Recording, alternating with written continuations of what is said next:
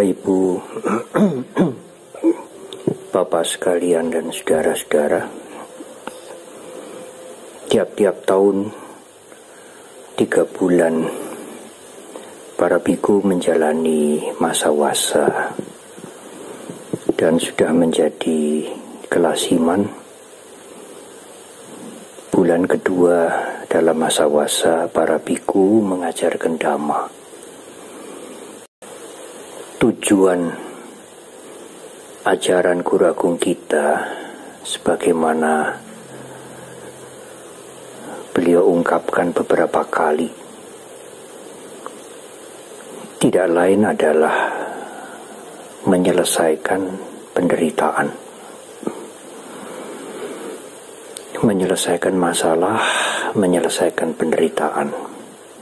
Itu adalah tujuan belajar dhamma dan praktek dhamma. Dan penderitaan itu sebenarnya berasal dari dalam diri kita, bukan dari luar. Apapun yang datang dari luar, kalau kita menghadapi, merespon, menanggapi dengan tepat, dengan benar, dengan bijak, maka yang datang dari luar itu tidak harus menjadi penderitaan untuk kita.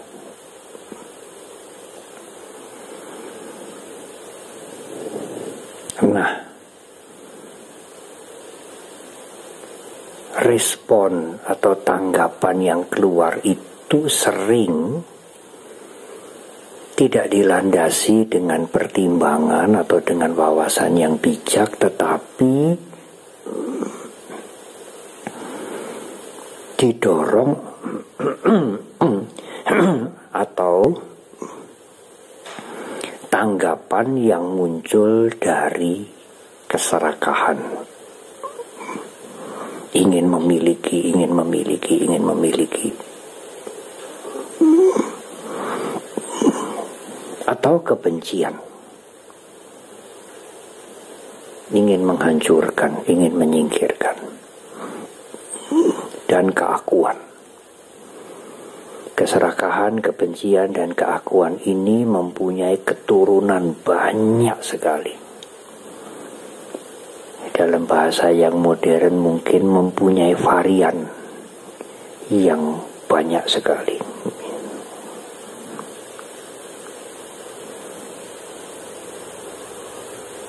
Nah, bagaimana keserakahan, kebencian, keakuan itu bisa dikurangi setidak-tidaknya? Kalau tidak bisa dieliminir, tidak bisa habiskan, belum mampu kita menghabiskan, membersihkan, paling tidak mengurangi. Nah, ini tidak mudah.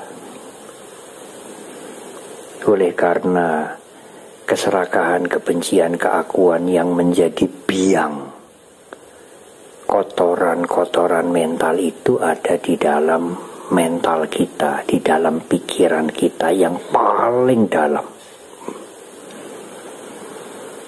Sering juga disebutkan itu selamat datang. Iya, selamat datang. Loba dosa moha itu sudah berakar atau sudah mungkin dalam bahasa daerah sudah ngintip. Jadi intip, bukan ngintip melihat itu, bukan.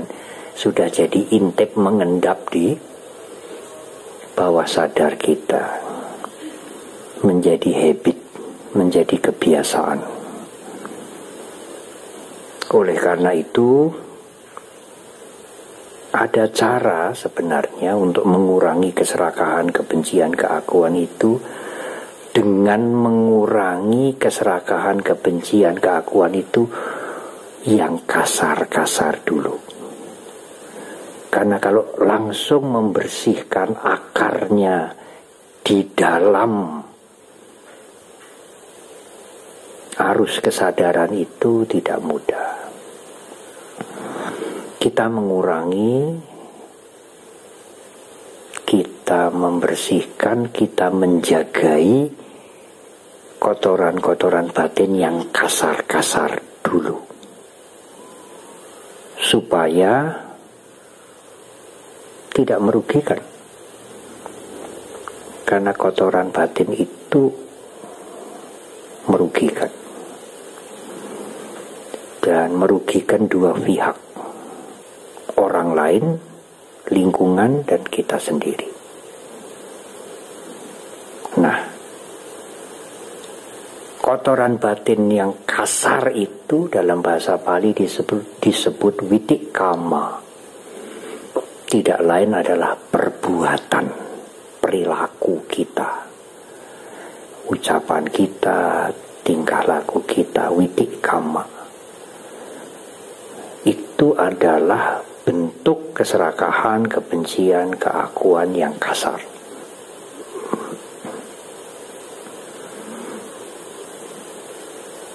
Nah, oleh karena itulah Guru Agung kita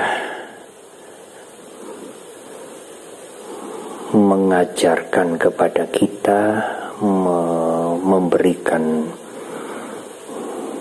petunjuk kepada kita untuk menjaga diri.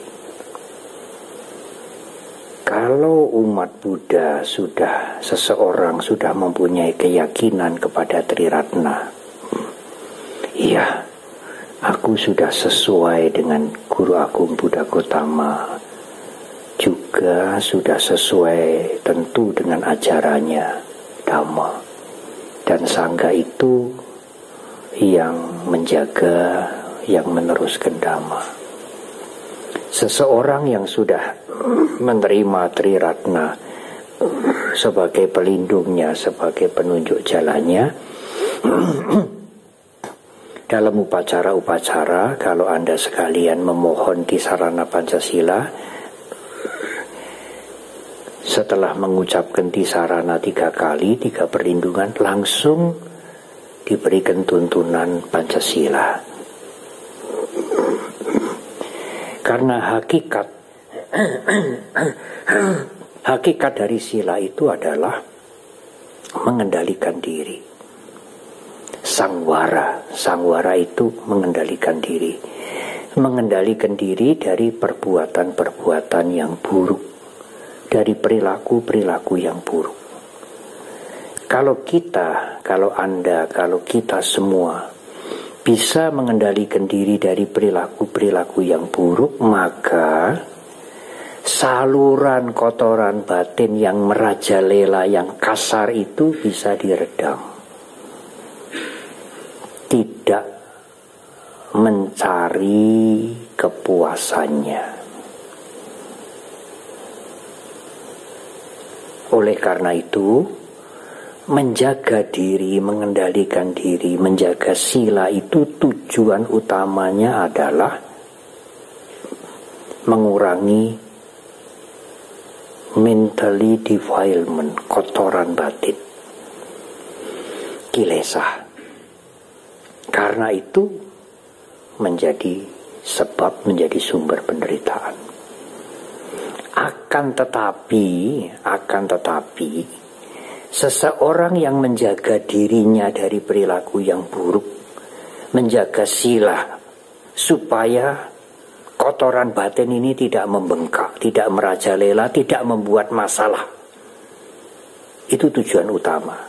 Kotoran batin ini dikurangi, dibersihkan, diawali dengan menjaga diri dari perilaku yang buruk.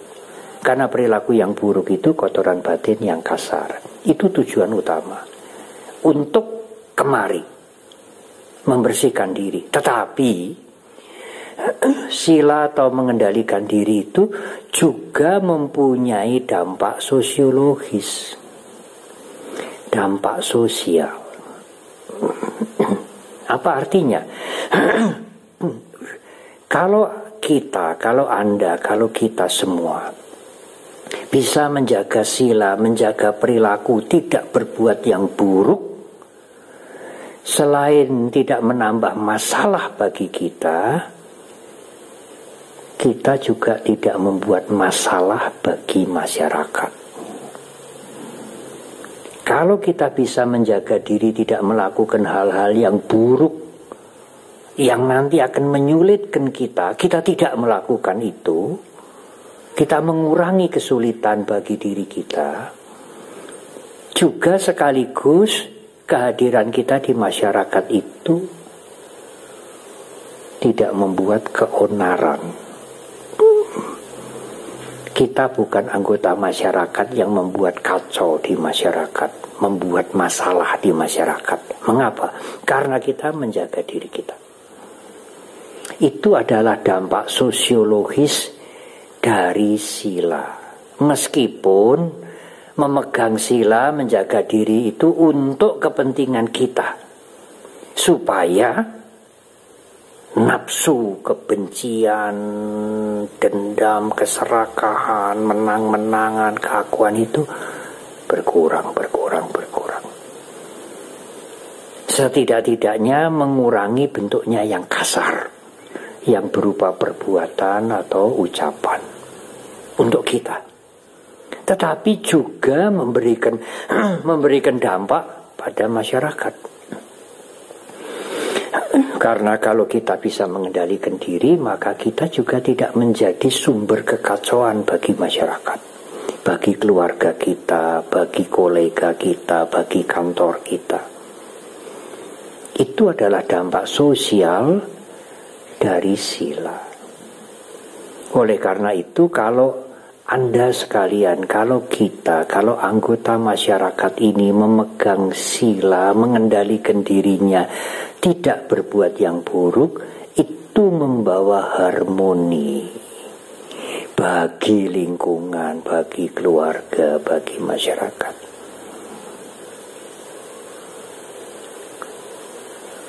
Oleh karena itu, malam hari ini saya akan mengelaborasi tentang sila mengendalikan diri.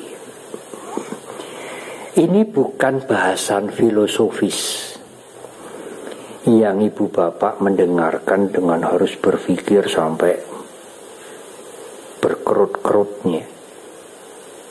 Ini uraian yang mungkin sudah pernah didengar sebelumnya berkali-kali. Tetapi saya ingin menguraikan kembali, karena masalah perilaku ini sangat-sangat penting. Perilaku itu yang langsung kita berhubungan dengan orang lain, dengan lingkungan. Kita berhubungan dengan keluarga kita berhubungan dengan masyarakat. Itu dampak dari perilaku kita. Dan sekarang sangat-sangat urgent, sangat-sangat dibutuhkan oleh masyarakat menjaga diri, menjaga perilaku itu.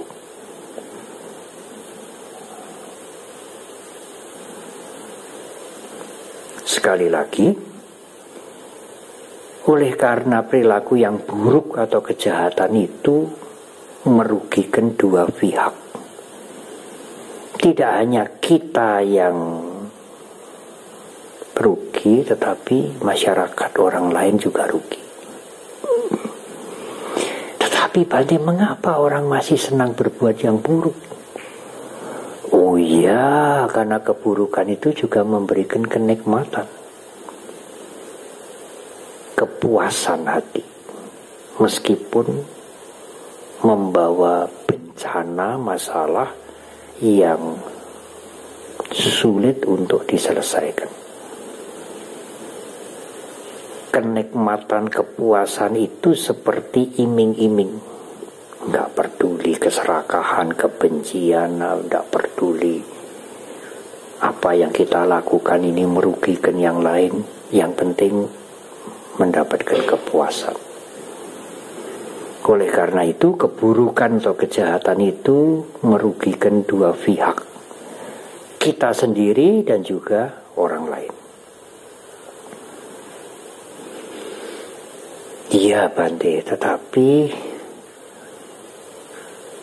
kita kan juga sering mendengar inti ajaran Guru Agung Buddha Gautama itu kan tidak berbuat yang buruk, tetapi juga menambah perbuatan-perbuatan yang baik.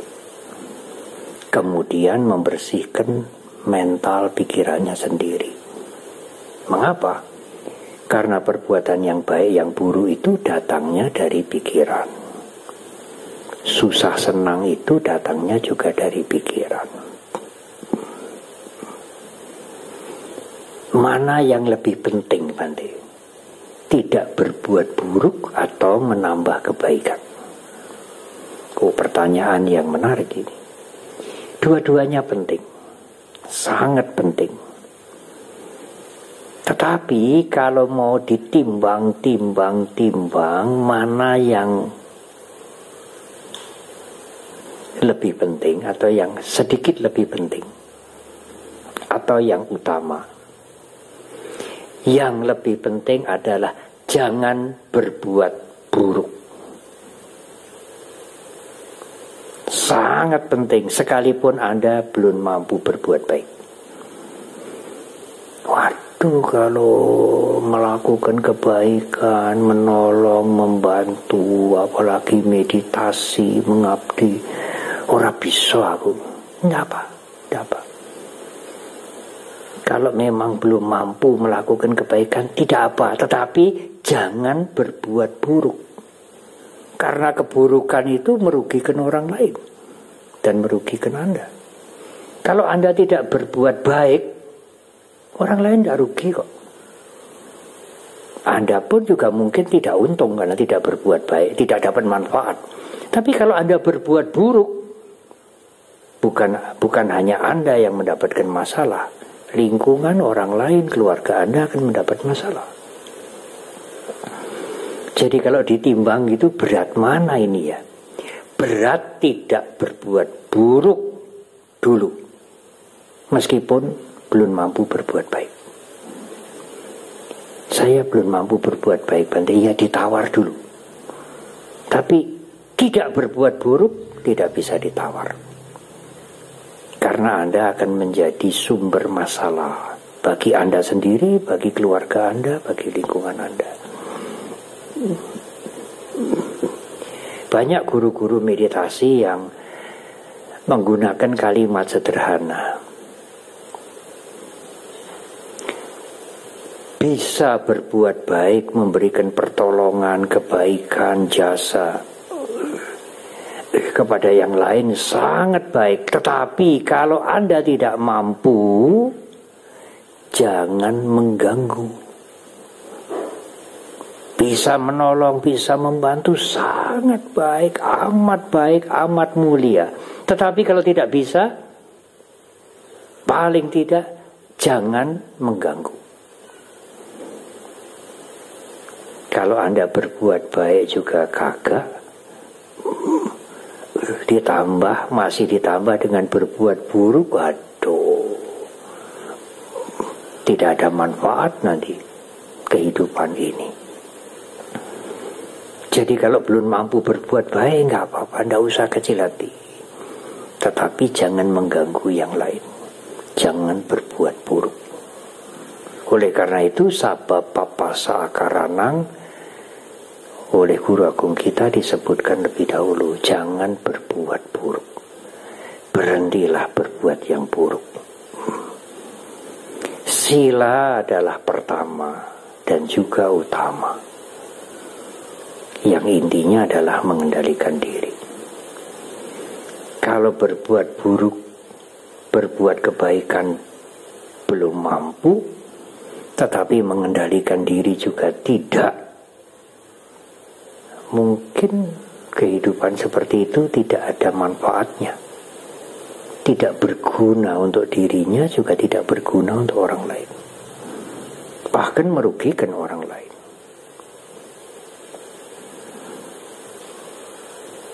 Oleh karena itu, hakikat dari sila itu adalah mengendalikan diri. Tidak berbuat yang buruk. Karena keburukan itu mengakibatkan kehancuran masalah dua pihak, diri kita sendiri dan orang lain. Nah, sekarang lebih detail. Ada dua macam sila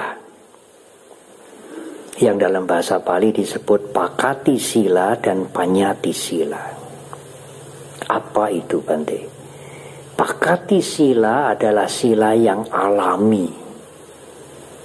Semua agama menganjurkan, mengajarkan ini, meskipun tidak disebut ini Pancasila. Bahkan mereka yang tidak kenal agama pun juga memberikan pendidikan sila ini kepada anak-anaknya sejak anak-anak itu masih kecil. Sila yang alami, yang dihargai dimanapun, kapanpun, dan diajarkan di sepanjang masa oleh siapapun. Jangan membunuh, antara lain jangan mengambil barang-barang yang bukan milik Anda. Kalau Anda sudah komitmen untuk hidup bersama, ya setialah. Jaga ucapan, tidak menyulitkan orang lain, tidak membohongi orang lain, tidak memfitnah, menjelekkan orang lain, dan lain-lain. Itu adalah sila yang alami, berguna di sepanjang masa, dahulu, sekarang, kemudian. Jangan membunuh, jangan menyakiti, jangan mengambil yang bukan hakmu, jaga ucapan, jangan menyesatkan, jangan membohongi orang lain sepanjang masa. Itulah sila alami, sila yang berguna dimanapun. Tetapi ada panyati sila, sila yang dibuat. Loh, apa perlu Bante sila yang dibuat? Sangat perlu. Karena tujuan dari sila itu menjaga keharmonian, kerukunan. Di dalam salah satu khotbah Saraniya Dhamma itu ada 6 faktor. Salah satu faktornya adalah kalau anggota kelompok itu, komunitas itu mau rukun, dia harus punya sila perilaku, aturan yang sama. Kalau tidak ada aturan yang sama, ya tidak bisa rukun. Karpe dewi-dewi. Baik sila yang alami, tidak membunuh, tidak menyakiti, tidak mencuri, dan tidak berbicara seenaknya, juga aturan-aturan dari kelompok itu, kesepakatan dari kelompok itu. Panyati sila, sila yang dibuat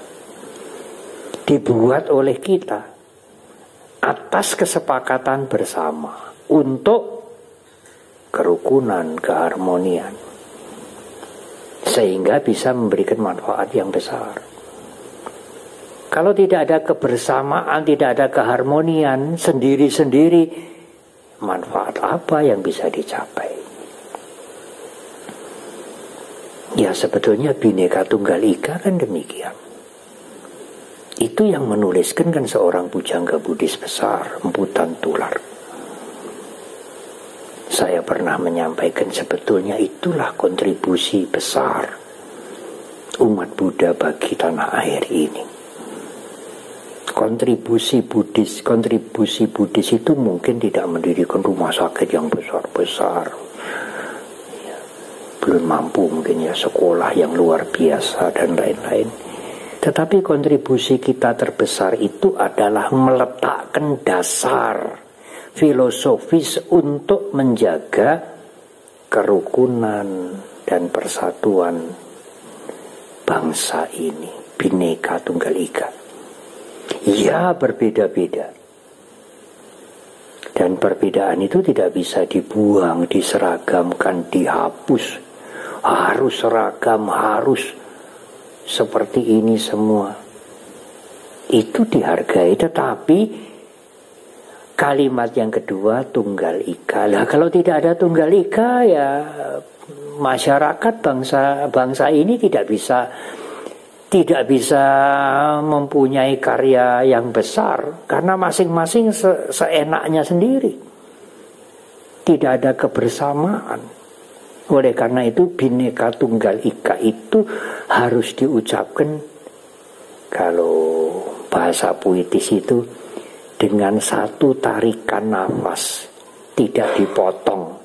Bhinneka Tunggal Ika, tidak Bhinneka tok, tetapi juga tidak Tunggal Ika tok.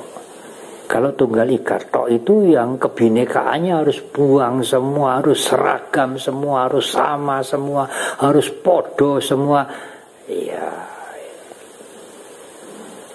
nanti tidak ada demokrasi. Oleh karena itu kebhinekaan itu dijaga, aspirasi semua dihargai, tetapi harus tetap bersama. Nah, ikanya, Tunggal Ikanya itu artinya bisa banyak. Apapun pandangannya, apapun suku bangsanya, apapun budayanya, kita tetap satu Pancasila. Kita tetap satu bangsa Indonesia. Kalau lebih luas lagi, apapun lah aspirasi kamu, keinginan kamu, kita tetap manusia yang sama-sama tidak ingin menderita, yang sama-sama ingin bahagia. Itu kalau diluaskan lagi. Emputan tular lebih luas lagi. Bhinneka Tunggal Ika, Tunggal Ikanya itu Dhamma atau Dharma itu satu, hukum alam itu satu, hukum karma tidak ada dua versi, tidak ada. Ada yang adil, ada yang dapat diskon gitu ya. Hukum karma ya hukum karma ya. Hukum alam itu tunggal.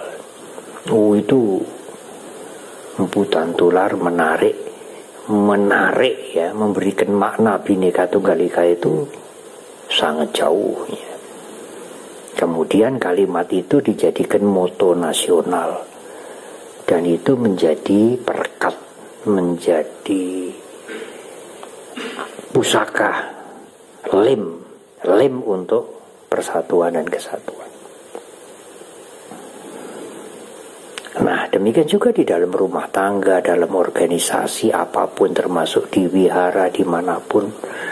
Ya, Panyati Sila itu harus ada. Aturan kesepakatan yang disepakati bersama dan harus ditaati bersama.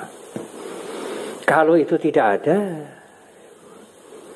tidak karu-karuan. Ya kan hak asasi Bante, kan tiap orang kan mempunyai kebebasan. Iya, bineka diakui, diterima, tidak dipungkiri, tetapi Tunggal Ika. Harus ada kebersamaan untuk mencapai manfaat yang lebih besar. Nah, itulah Panyati Sila yang harus diletakkan, yang harus dibuat untuk kepentingan bersama, oleh kesepakatan bersama, bukan oleh satu orang, untuk kepentingan bersama.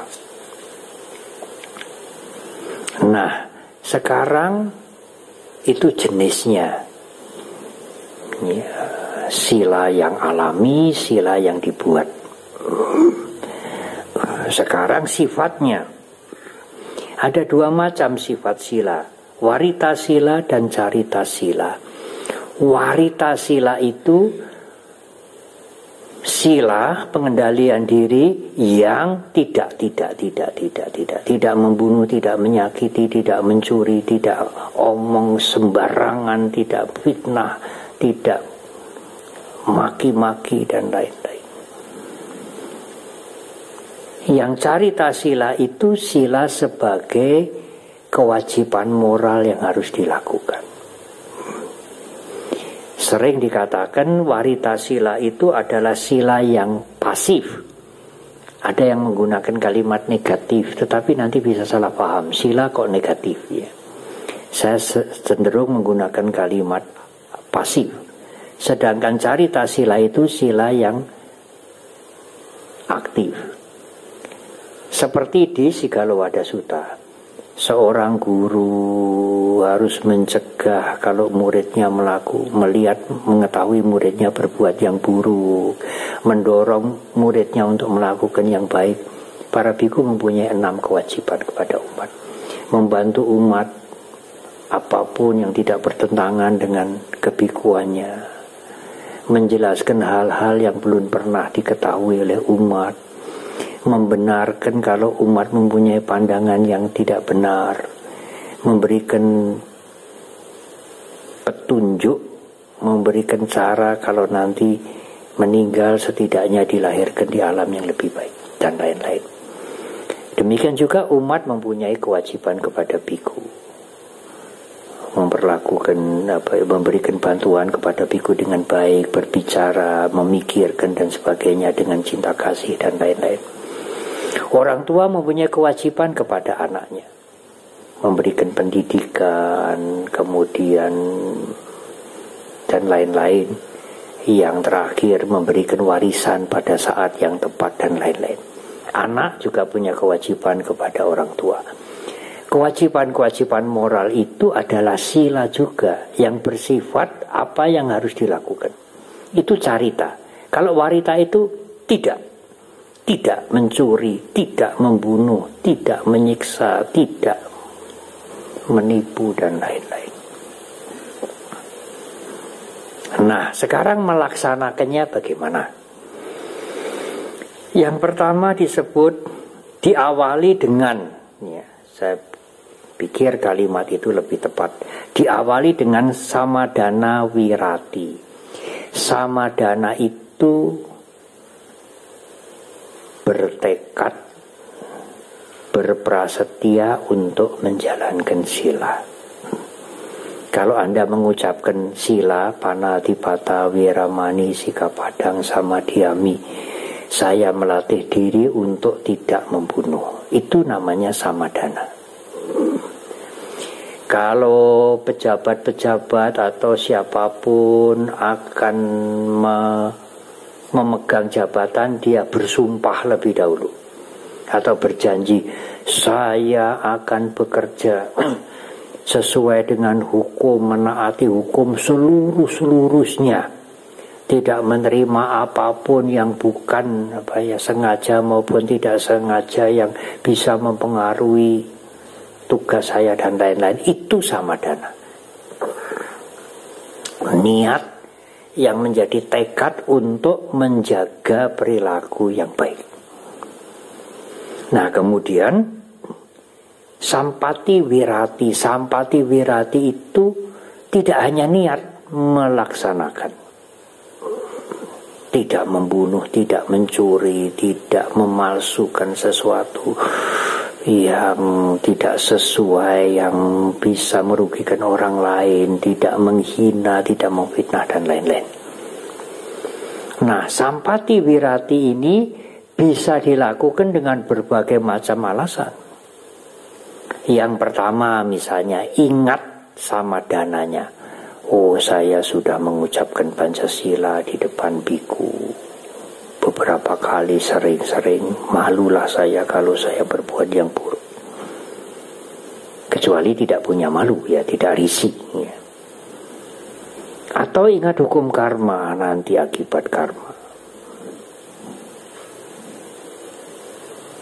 Mengerti tidak mengerti, meyakini tidak meyakini, hukum karma itu berjalan bagi semua orang. Tidak. Saya tidak mengambil yang bukan hak saya. Saya tidak mengambil kelebihan uang itu, bukan hak saya. Dia melaksanakan sila. Atau, aduh, kalau saya mengambil, tidak enak lah. Nanti teman-teman saya lihat, ya harus cari kesempatan kalau ada kesempatan. Kalau tidak ada kesempatan, sulit sekali, ya tidak usah mengambil. Itu juga melaksanakan sila. Loh Bante, dia tidak mengambil itu kan karena terpaksa. Benar, karena terpaksa. Sebetulnya dia mau mengambil. Karena tidak ada kesempatan, dia tidak jadi mengambil. Jadi, dia tidak jadi mencuri. Berarti memegang sila. Itu ya baik Bante, ya baik daripada mencuri. Apapun alasannya, kalau seseorang tidak jadi menyakiti, tidak jadi mencuri, tidak jadi ngapusi, apapun alasannya, karena ingat prasetyanya, karena ingat hukum karma, karena malu dengan tetangganya, karena malu dengan orang tuanya, karena tidak ada kesempatan, tidak jadi melakukan, tetap baik. Oh sekarang semua transaksi itu online, nggak ulung-ulungan duit, susah itu mau ngambil, susah, nggak ada, sulit lagi, meskipun bisa sih bisa, tetapi sulit, nggak seperti dulu. Untuk mencuri itu nggak seperti dulu, sulit. Jadi tidak gampang mencuri, tidak sering-sering seperti dulu, jadi dia tidak mencuri. Itu baik, meskipun terpaksa. Kalau dia mencuri, nah itu buruk, tidak bisa mengendalikan diri. Jadi sampati wirati itu tidak melakukan yang buruk apapun alasannya. Apa takut karena nanti undang-undang negara, tangkap polisi, kejaksaan, KPK, tidak persoalan. Enggak, saya enggak takut hukum karma, saya takut itu loh polisi, KPK itu saya lebih takut. Ini tidak masalah. Pokoknya kamu tidak sampai berbuat buruk, itu baik. Itu sampati, itu melaksanakan sila. Nah, yang ketiga samuceda wirati. Ingin saja tidak, ingin berbuat buruk saja tidak. Bukannya ingin lalu terpaksa tidak karena tidak ada kesempatan, bukan begitu. Ingin saja tidak. Meskipun ada kesempatan, ada uang lebih banyak, ada kesempatan untuk kalau ini ori dijadikan KW1, KW2 nanti untungnya banyak. Saya tidak tahu ori itu apa. Zaman dulu ori itu uang Republik Indonesia. Oh sekarang artinya lain, ori itu original. Oh begitu. Ada kesempatan. Dia pimpinan, dia memegang hak untuk menggunakan budget. Tapi tidak.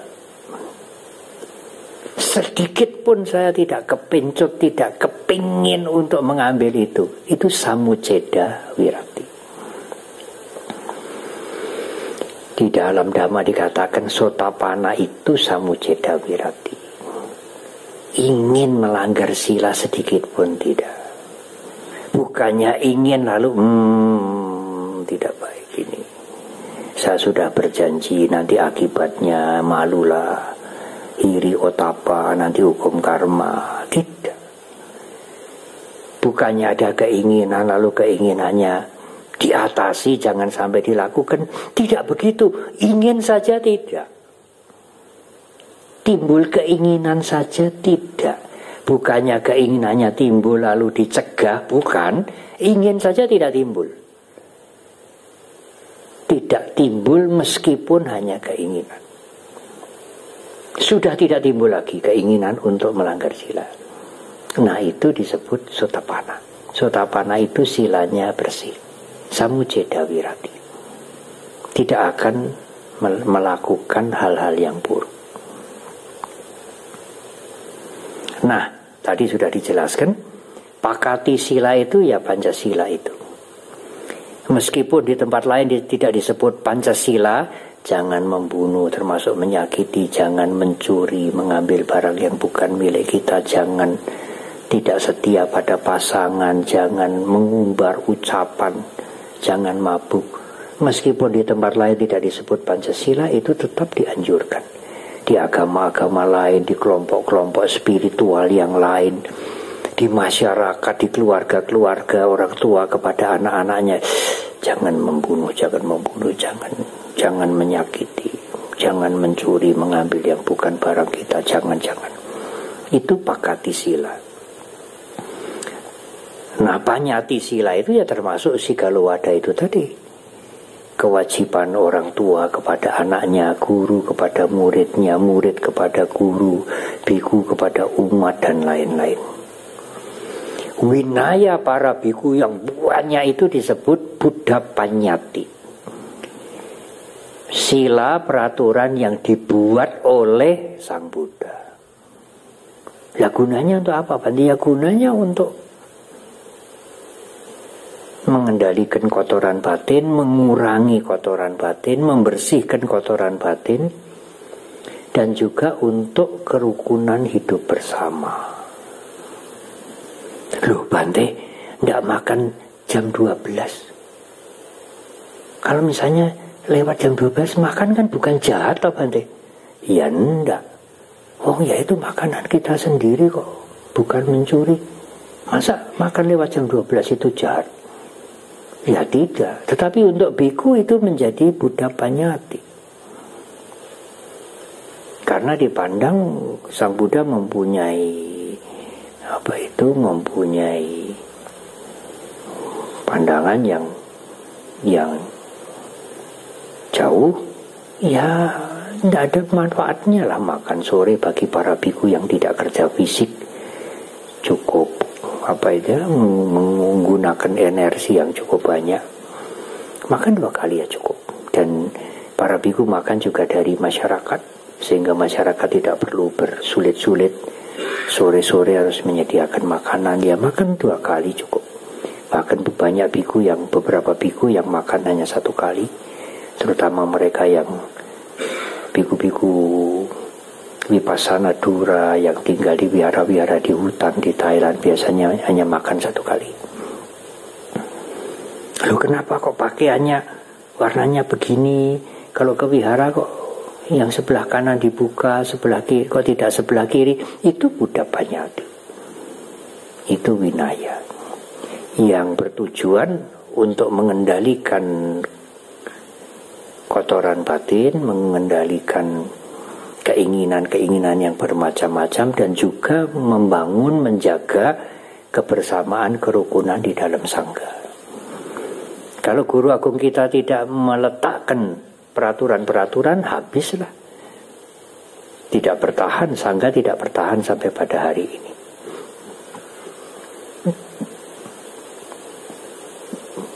Jadi Bante, Panyati Sila itu banyak sekali. Di rumah tangga, di organisasi apapun, bahkan negara ini punya Panyati Sila. Undang-undang dasar semua, undang-undang semua, peraturan itu Panyati semua. Meskipun juga mengandung Pakati Sila, sila yang alami. Aturan di masyarakat, semuanya macam-macam. Di lingkungan yang kecil, di organisasi di mana kita ikut menjadi anggotanya, sekali lagi tujuan antara lain, tujuan utamanya adalah menjaga keharmonian, kerukunan dalam hidup bersama, dan menjagai supaya kotoran batin ini tidak muncul tanpa ada pagar, demi atau karena mencari kebebasan, kenikmatan, dan lain-lain. Nah, saya ingin mengulas sedikit tentang Pancasila yang 5 itu, baik dari yang pasif maupun yang aktif. Yang pertama, tidak membunuh, Panatipata Wiramani. Sebenarnya tidak hanya tidak membunuh dan tidak menyakiti, tetapi yang positif adalah melindungi kehidupan. sekalipun itu binatang. Karena kehidupan itu sesuatu yang very precious, sangat berharga. Tidak hanya tidak membunuh, tetapi juga mengembangkan metta karuna, melindungi kehidupan, menolong semuanya yang sedang memerlukan bantuan semampu kita. Aku tidak membunuh kok, sudah cukup, iya. Tetapi kalau ada keluarga, ada famili, ada kenalan, ada sahabat yang mungkin ada kesulitan, sakit dan sebagainya, kita bisa menolong, cobalah kita menolong. Atau mungkin binatang yang perlu diselamatkan dan sebagainya. Tidak hanya sekadar tidak membunuh, tetapi ya cobalah kita melakukan hal-hal yang baik, metta karuna. Kalau itu tidak bisa, ya sudah baik. Karena tidak membunuh, tidak menyakiti. Tetapi tidak hanya sila yang pasif, sila yang aktif adalah tidak hanya tidak membunuh, tidak menyakiti, tetapi menolong mereka, melindungi kehidupan. Yang kedua, tidak mencuri. Nah, kalau Anda sekalian tidak stop untuk tidak mencuri, tidak stop untuk mencuri, ya. Artinya mencuri berkali-kali nanti menjadi habit. Meskipun sudah cukup, materi sudah banyak, ya nanti mencurinya lebih banyak, lebih besar karena sudah jadi habit. Cari kesempatan untuk mencuri. Berusahalah untuk mandiri, tidak menuntut. Kalau terpaksa sekali ya baru bolehlah menuntut. Dalam kalimat yang lain minta bantuan. Kalau mampu mandiri, mandirilah. Jangan membiasakan minta bantuan. Para biku tidak boleh minta. Para biku hanya boleh minta air putih dengan obat kepada siapapun. Selain itu tidak boleh.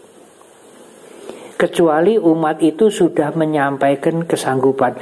Bante, kalau Bante perlu sesuatu, beritahu kepada saya. Kalau ia tidak menyampaikan waktunya, durasinya, kesediaan itu berlaku 4 bulan. Saya boleh minta kepada umat yang sudah menyampaikan pawarana itu sesuai dengan yang saya perlukan 4 bulan. Setelah 4 bulan, tawarannya sudah tidak valid. Kecuali misalnya, Bante, selama saya masih hidup dan selama saya masih mampu, kalau Bante perlu apa-apa, Bante silahkan memberitahu saya. Ya, saya boleh memberitahu kepada orang tersebut. Tapi kalau tidak disebutkan waktunya, itu hanya berlaku 4 bulan. Berusaha untuk hidup seminimal mungkin, sesederhana mungkin, tidak minta, tidak menuntut. Tetapi juga bukan hanya tidak mencuri, cobalah berdana. Tidak hanya tidak mencuri, saya tidak mencuri, saya tidak pernah mencuri, saya jaga diri saya, bukan hak saya tidak akan ambil. Ya, sudah baik. Tapi kalau Anda juga bisa membantu yang lain, berdana, menolong, memberikan derma, memberikan bantuan, memberikan amal, itu lebih baik.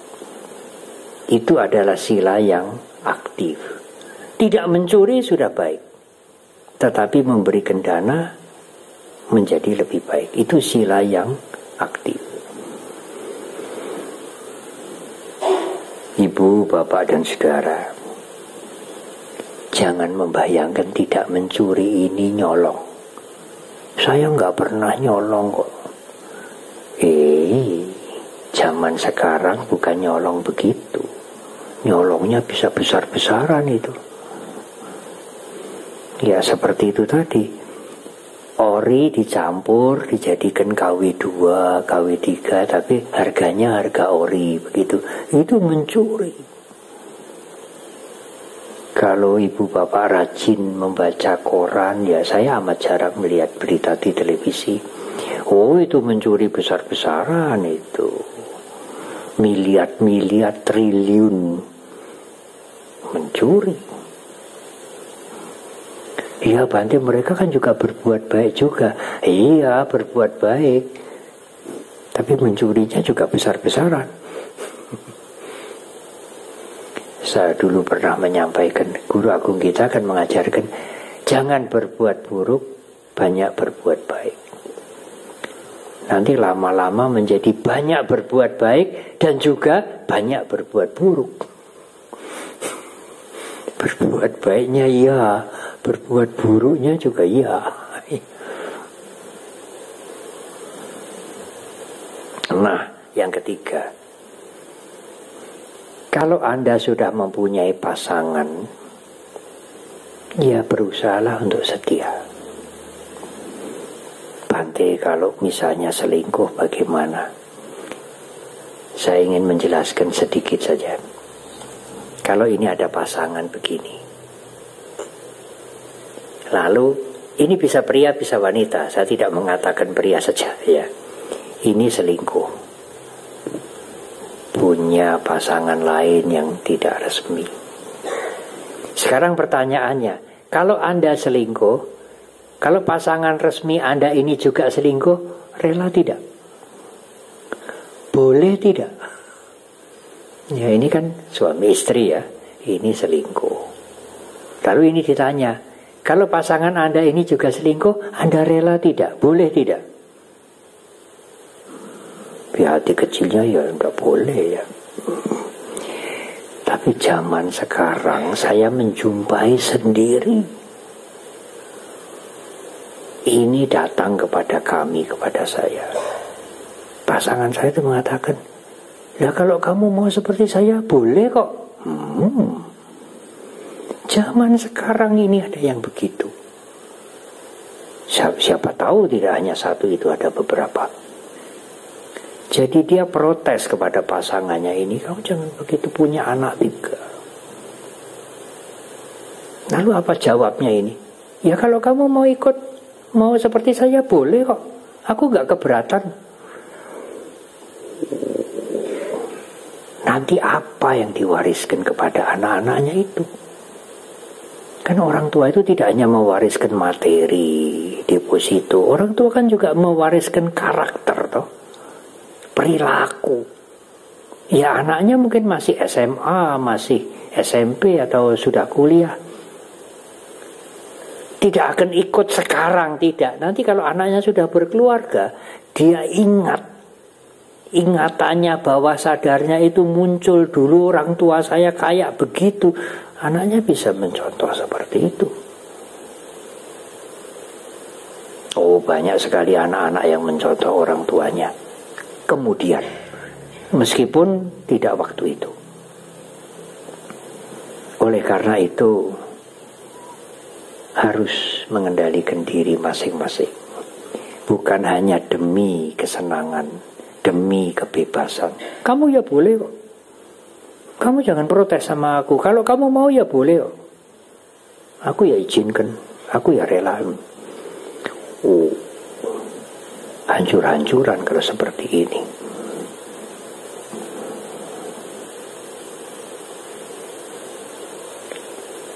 Jadi tepo seliro itu sudah luntur mungkin ya. Kalau kamu tidak mau, pasanganmu tidak mau begitu, ya kamu jangan begitu. Kamu jangan berlaku begitu. Kalau kamu tidak ingin diperlakukan begitu, kamu jangan berlaku begitu. Ya tepo seliro. Kalau pasanganmu tidak rela begitu, ya kamu jangan begitu. Oh sekarang beda. Oh dia ya boleh kok. Ini kasus yang bisa membawa kehancuran pada keluarga. Apa terjadi Bante? Ya terjadi. Saya pernah didatangi keluarga yang seperti ini. Ya semoga mereka bisa mengerti bahwa itu tidak baik. Yang keempat, bohong. Musawadah itu bohong, mengatakan yang tidak benar. Tetapi di dalam Dhamma, di dalam akusala kama, bohong itu, musawadah itu dirinci menjadi 4. Ya, bohong artinya menyampaikan sesuatu yang tidak benar. Tetapi menyampaikan sesuatu yang tidak benar tentang perilaku tidak baik seseorang yang sebetulnya tidak ada, itu fitnah. Misalnya dia suka mencuri, atau dia berlaku yang buruk seperti ini dan lain-lain, padahal tidak. Ya, itu fitnah. Termasuk juga mengolok-olok, membuli orang. Itu termasuk perilaku yang buruk. Mengapa, Bante? Kalau itu sering-sering dilakukan lalu menjadi habit, menjadi kebiasaan yang sulit untuk dikendalikan. Dalam psikologi, kalau Anda sudah berusia 25 tahun lebih, kebiasaan Anda sulit diubah. Karena itu mumpung belum berumur 25, yang buruk-buruk harus buang. Kalau sudah 25 ke atas, bagaimana Bante bisa berubah? Di psikologi modern bisa, tetapi harus samadana, harus bertekad kuat-kuat. Saya stop ini, mau berubah. Kalau tidak, sulit. Kalau sebelum 25 masih lebih mudah. Kalau usia sudah 25, apalagi ke atas, wah ini kebiasaan-kebiasaan yang buruk. Untuk mengurangi, untuk membuang ini agak sulit. Nah, sekarang yang terakhir, minum-minuman keras. Di dalam 10 akusala karma, 10 perbuatan jahat, minuman keras tidak ada di situ. Kenapa Bante kok masuk Pancasila yang paling bawah? Paling bawah kan artinya paling ringan, Bante. Yang paling berat nomor 1, membunuh, mencuri, tidak setia pada pasangan, bohong, terakhir baru minuman keras. Minum-minuman keras bukan kejahatan. Waduh, boleh kalau begitu ya. Tetapi perbuatan buruk. Kejahatan itu sering digunakan untuk menerjemahkan akusala karma. Kalau buruk itu papa karma, PA, bahasa Pali, bukan papa ini bukan papa ini buruk. Bahasa Pali papa itu buruk. Bahasa Jawa ada toh, popo cintroko, ya. Papa itu ya rendah, buruk. Kalau Anda minum minuman keras, wine atau arak, satu sendok teh, apakah itu jahat? Jahati siapa? Tidak, bukan kejahatan. Tetapi kalau waduh kok enak ya, lalu lagi, 1 botol habis, 2 botol habis, nah lama-lama bisa menjadi kejahatan. Kalau sudah mabuk, bicara sulit dikendalikan. Dan kalau sudah edik, ketagihan, itu juga sulit untuk dihindari. Buruk memang, bukan kejahatan ya, tetapi yang buruk itu bisa menjadi kejahatan. Hanya kalau sedikit dicampurkan dengan obat, biasanya obat-obat ramuan, obat-obat Tionghoa itu ada campurannya arak sedikit, dan dia hanya minum untuk obat itu, menggunakan untuk obat itu, yaitu termasuk obat, bukan keburukan. Tetapi kalau sengaja mencicipi, tidak ada alasan yang lain, meskipun tidak mabuk, itu buruk. Apalagi mabuk, itu buruk. Dan yang buruk itu bisa menjadi kejahatan. Kalau saudara bisa mengendalikan diri dengan baik, menjaga sila dengan baik, maka kalau saudara, ibu, bapak sekalian bermeditasi, akan membantu Anda bermeditasi mencapai kemajuan dengan baik. Sila itu mendukung meditasi. Mengapa bisa begitu, Bante? Ya, sila itu kan memotongi kotoran batin yang kasar-kasar itu. Keinginan membunuh, mencuri, menyiksa binatang, memfitnah, bohongi, dan lain-lain, mencari kenikmatan yang tidak beres-beres. Kalau itu dipotongi, kotoran batin banyak berkurang, kilesa banyak berkurang, Anda akan meditasi dengan maju dengan baik. Apakah bisa dimengerti sebaliknya, Bante? Kalau meditasi kita baik, perilaku kita juga akan menjadi baik. Iya. Kalau meditasi Anda baik, karena meditasi itu menjaga pikiran, membersihkan pikiran. Kalau pikiran kita makin tenang, makin bersih, maka mulut dan perbuatan kita juga akan makin baik. Ucapan dan perilaku kita akan makin baik. Kalau air itu, torennya itu bersih, keran dibuka di mana-mana, yang keluar ya bersih. Nah, kalau torennya itu letak, ya airnya yang keluar ya nanti akan keruh, karena tidak pernah dibersihkan itu. Tandon airnya itu puluhan tahun tidak pernah dibersihkan. Mungkin ada daun-daun, mungkin ada bangkai, tokek, tikus dan lain-lain, itu airnya bisa kotor.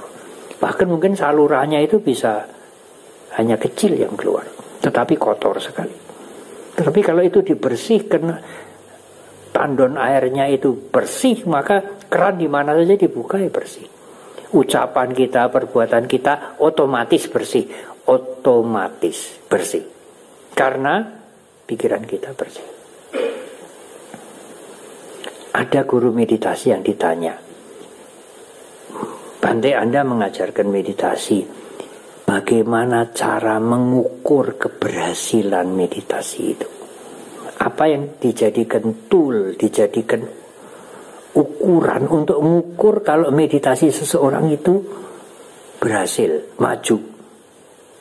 Guru meditasi itu menjawab, lihat perilakunya. Kalau perilakunya semakin baik, silanya semakin baik, meditasinya berarti baik. Ada 2 cerita, 3. Beberapa hari yang lalu ada seorang ibu datang ke Wihara Mendut. Ibu ini ikut meditasi lebih dari 20 tahun. Sejak Dr. Hudoyo memimpin meditasi di Mendut, diteruskan Bante Tita Yanyu sampai Bante Santacito. Diawali bukan dari keluarga Buddhis. Bahkan awalnya tidak mengerti tentang ajaran agama Buddha, tetapi tertarik meditasi. Kemudian kemarin datang kepada kami minta wisuda upasika. Saya mengatakan, Ibu, apa perlu itu wisuda itu? Ibu mengerti Dhamma dengan baik, ikut meditasi 20 tahun lebih, sangat mengerti Dhamma sampai ajaran yang mendalam-mendalam. Apa perlu? Iya, Bante, saya ingin kepastian, supaya saya kalau ada pertanyaan-pertanyaan di masyarakat, jelas saya umat Buddha, dan juga demi anak-anak saya. Oh iya, kalau Ibu perlu ya saya bisa memberikan wisuda upasika, tidak sulit. Kalau memang Ibu memerlukan itu. Nah, anaknya 2, laki semua.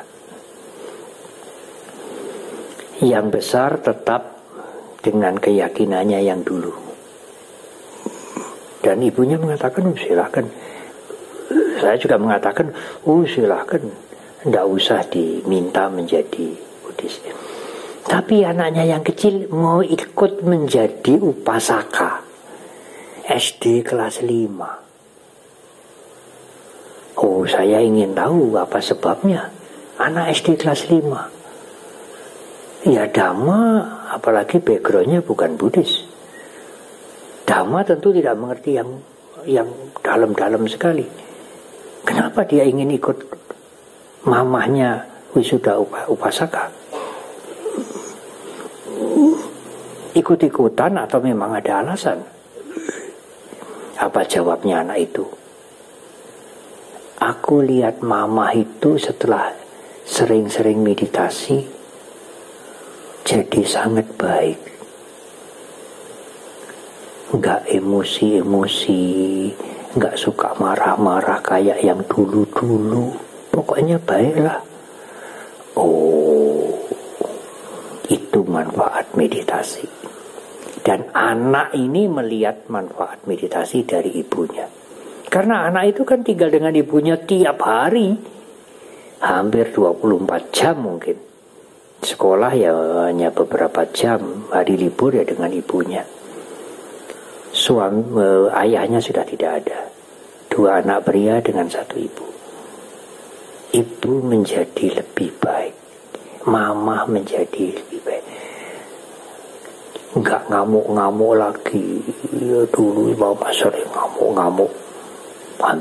Hampir hari-hari ngamuk-ngamuk. Sekarang tidak lagi. Oh, saya bahagia mendengar itu. Saya ikut bahagia, mudita mendengar itu. Itu manfaat dari meditasi.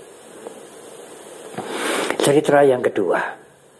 Seorang ibu, suami sudah meninggal, mempunyai toko agak besar. Suatu ketika tiba-tiba karyawannya itu cerita. Yang ini tidak langsung kepada saya, kepada yang lain, umat Buddha. Lalu umat Buddha ini cerita pada saya. Karyawannya itu cerita, Bante, setelah bosnya itu, ibu itu ikut meditasi, sekarang gak galak lagi. Wah, dulu tidak ada tiap hari tanpa marah-marah, maki-maki. Kita ini sudah dianggap anak kecil, nggak punya perasaan, nggak bisa tersinggung. Wah, sekarang ibu ini jadi baik. Saya tanya, setelah berapa lama itu ikut meditasi? Ya, sekitar 4-5 bulan. Jadi dengan meditasi maka perilaku itu akan terpengaruh. Meditasi yang baik, meditasi yang rutin, meditasi yang dilakukan dengan sungguh-sungguh pasti akan mempengaruhi cara berbicara, berperilaku, berucap, bertindak. Otomatis itu. Ya karena sumber dari semua perilaku kita ya dari pikiran kita. Apapun yang akan kita lakukan ya itu muncul dari pikiran kita. Ya saya sering mengatakan nanti dari Dhamma kelas ini Anda mau kemana itu sudah terpikir sekarang. Mau terus pulang atau mau jajan kupat tahu dulu. Ini sudah terpikir sekarang. Nah pikiran itu lalu nanti menjadi apa yang akan Anda lakukan. Tetapi ada cerita yang ketiga. Sudah tidak ada, bapak ini sudah tidak ada. Bapak ini ikut retreat 10 hari. Tidak boleh bicara, Nobel silent. Nah, pada akhir retreat ini boleh bicara. Begitu selesai retreat, instruksi terakhir setelah ditutup, dia keluar dari ruangan, cari sandalnya. Mungkin ketelisut ya. Tapi spontan dia mengucapkan kalimat bajigur, tapi lebih jelek dari bajigur ini. Dilanjutkan sendiri, sandalku hilang. Lah, apa gunanya 10 hari meditasi Nobel Silent? Kan meditasi itu mengasah kesadaran toh, awareness, untuk menyadari gejolak perasaan dan pikiran yang muncul. Nggak hanya memperhatikan nafas, memperhatikan langkah kaki. Memperhatikan nafas, memperhatikan langkah kaki itu kan pintu masuk untuk mengasah kesadaran. Nah, kesadaran yang sudah diasah itu untuk mengawasi perasaan. Ya begitu dia melihat sandalnya tidak ada, timbul perasaan tidak senang toh. Nah itu kalau disadari kan tidak akan sampai meluap, mengatakan baju sandalku hilang. Dia tidak melihat gejolak perasaannya, melihat sandalnya tidak ada. Andai kata dia tidak bisa menyadari perasaan tidak senang, waktu dia ingin merespon, mengucapkan sesuatu, kalau meditasinya baik, dia bisa melihat itu, dia bisa mengetahui itu. Kok iki arep mengucapkan begini, menjadi tidak jadi.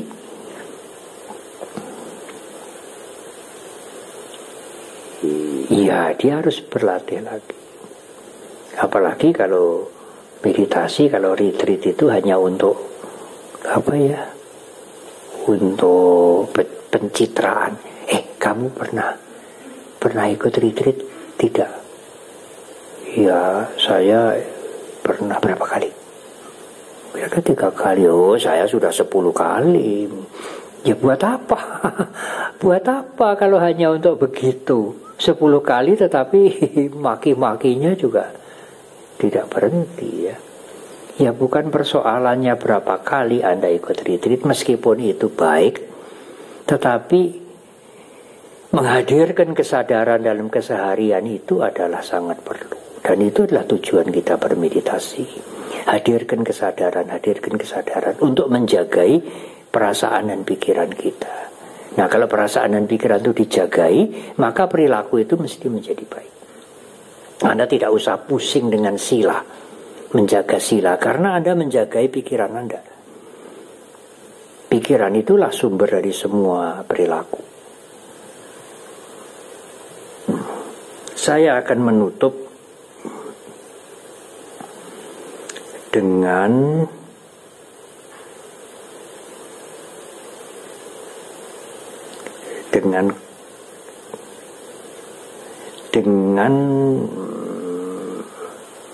catatan seperti ini.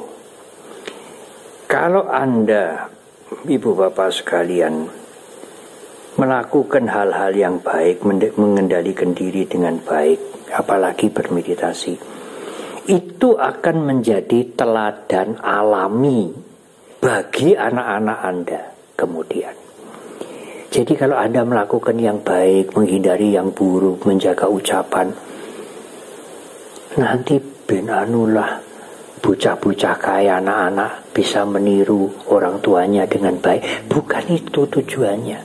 Kita melakukan yang baik itu ya untuk kita. Nah, apa yang kita lakukan dengan baik itu secara alami, otomatis akan dilihat oleh orang lain. Anak-anak kita sudah tentu dan oleh orang lain. Kemudian dicontoh, syukurlah. Tapi kita melakukan kebaikan itu tidak semata-mata mau menjadi contoh. Ya kita melakukan kebaikan untuk kita. Kalau kita melakukan kebaikan supaya dicontoh, itu nanti pencitraan lagi. Mamer ke kebaikan, tidak. Saya memang perlu berbuat baik untuk kepentingan saya. Supaya tidak kacau lah hidup ini, tidak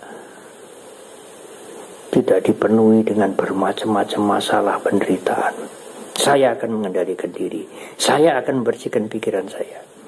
Kalau ini baik dan dicontoh oleh anak-anak, dicontoh oleh yang lain, oh syukur sekali. Itu akan memberikan manfaat bagi orang banyak. Tetapi, nah ini yang terakhir. Kalau Anda sudah mengendalikan diri dengan baik, Anda menjaga diri dengan baik semaksimal mungkin meskipun kita belum mencapai kesucian. Kemudian melihat orang yang sembrono, selebor, suka minta bantuan, sudah diberi bantuan ini minta terus. Jadi kalau Anda suka minta itu nanti bisa jadi tuman, karena diberi itu enak tuh. Kalau utang ya harus bayar ya. atau orang yang perilakunya tidak baik, ya menipu lah, ya bermacam-macam. Harap jangan membenci. Kalau Anda membenci mereka-mereka yang jahat, yang buruk itu, apa gunanya melakukan hal-hal yang baik? Apa gunanya mengendalikan diri? Anda mengendalikan diri, Anda menjaga diri, Anda tidak korupsi, iya. Tapi melihat mereka, aku lebih baik. Aku lebih teratur hidupku. Apa itu? Jangan membenci. Boleh tidak senang pada perbuatannya, jangan membenci pada orangnya. Dia juga ingin bahagia kok. Sisakan sedikit di sini. Aku tidak bisa kerjasama dengan dia, ya tidak apa-apa. Nggak senang, wah, itu bucin banget. Tapi sisakan sedikit di sini. Semoga dia suatu saat menjadi sadar dan menjadi baik. Di dalam Karania Metta Sutta kan disebut gitu. Jangan karena marah dan membenci membuat orang lain, mengharap orang lain celaka. Benci saya Bante, benci pokoknya aku rasa seneng. Ya sudahlah. Asal Anda tidak mengharap dia celaka. Sisakan sedikit, semoga suatu saat dia menjadi baik.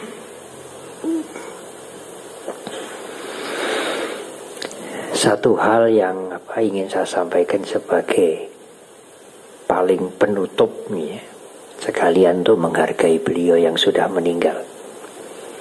Dulu waktu kami sering menyelenggarakan perayaan Waisak di Jakarta, Pak Kwe almarhum sering datang dan memberikan sambutan. Selalu memberikan sambutan, selalu datang.